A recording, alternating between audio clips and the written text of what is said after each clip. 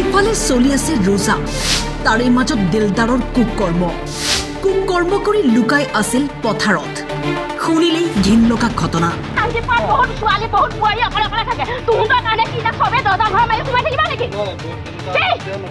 কাপোৰ ধুই থকা যুৱতীক তামোল ভৰোৱা বস্তা বিচৰাৰ চলেৰে লম্পট দিলদাৰ হুছেইনে কৰিলে নিকৃষ্ট কাণ্ড। দেখিলো তাৰ মানে ছোৱালীজনী এতিয়া মই ৰাজহুৱাকে ক'বলৈও অসুবিধা হয়। সেই পৰিৱেশটো দেখি আৰু আমি অলপ বেয়াও লাগিছে।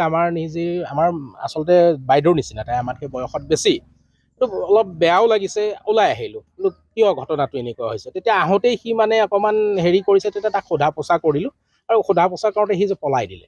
পলাই যাওঁতে আমি আকৌ 2-4জন ল'ৰা হেৰি হৈ পেলাই হেৰিয়াত পথাৰৰ মাজত তাক ধৰিলোঁ। ধৰি পেলাই এতিয়া VDPক চমজাই দি ইফালে ৰমজান মাহৰ ৰোজাৰ সময়, পাখণ্ডটোৰ অকণো নাই ভয়। কিন্তু আল্লাহৰ দৃষ্টিৰ পৰা সাৰি যাব কেনেকৈ?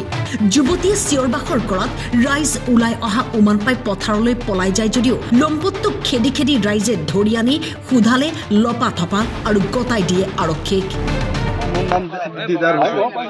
দিদাৰ হোসেন ক'ত ঘৰ? 2 নং ইটাতলা। ইয়াত কিয় আহিছিলি? বস্তা কিনিব বস্তা কিনিব। কিয় বেয়া কাম কৰিছ? আৰু এনেকুৱা কেতিয়াও নকৰোঁ দাদা, এনেকুৱা আৰু কেতিয়াও নকৰোঁ দাদা। কেতিয়াও কৰা নাই লাইফত, কেতিয়াও কৰা নাই। আৰু কেতিয়াও ভুল নকৰোঁ লাইফত। এটা ভুল কৰিছোঁ।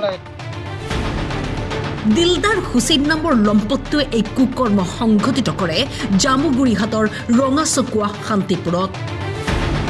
ঘটনাৰ পিছতেই উত্তপ্ত হৈ পৰে পৰিস্থিতি। জামুগুৰিহাটৰ পৰা প্ৰাঞ্জল বৰুৱাৰ ৰিপৰ্ট, টাইম 8।